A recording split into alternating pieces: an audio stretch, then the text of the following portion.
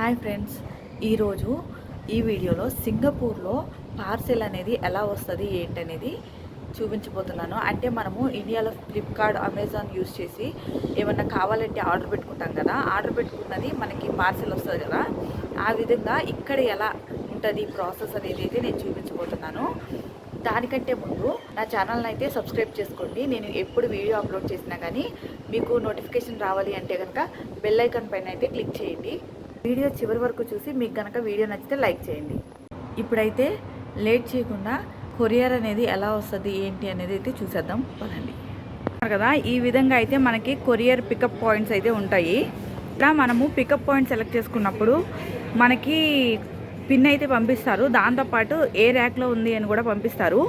ఇప్పుడు మనమైతే మన పిన్ ఎంటర్ చేసి పార్సిల్ అయితే తీసుకుందాము. చూస్తున్నారు కదా, ఈ విధంగా ఉంది కదా, కలెక్ట్ పార్సెల్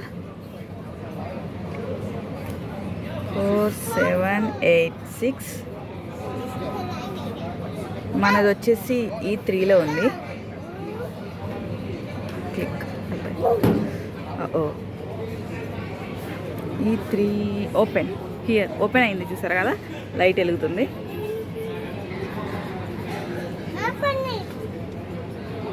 ఈ విధంగా చూసారు కదా, ఈ విధంగా అయితే మనము పార్సిల్ అనేది పికప్ చేసుకోవాలి. చూసారు కదా, థ్యాంక్ యూ ఫర్ యూజింగ్. చూసారు కదా, ఈ విధంగా అయితే మనమైతే పార్సిల్ని అయితే కలెక్ట్ చేసుకోవాలన్నమాట. పికప్ పాయింట్స్ ఉంటాయి, ఆ పికప్ పాయింట్స్కి వెళ్ళి మనమైతే ఈ విధంగా పార్సెల్ని అయితే కలెక్ట్ చేసుకోవాలి. ఇలా చాలామందికి డౌట్ ఉండొచ్చు, ఇంటికి రావా పార్సెల్స్ అని చెప్పి. ఇంటికి కూడా వస్తాయి. ఇంటికి వచ్చినప్పుడు మన దగ్గర $1, $2 అలాగా ఛార్జ్ చేస్తారు సింగపూర్లో.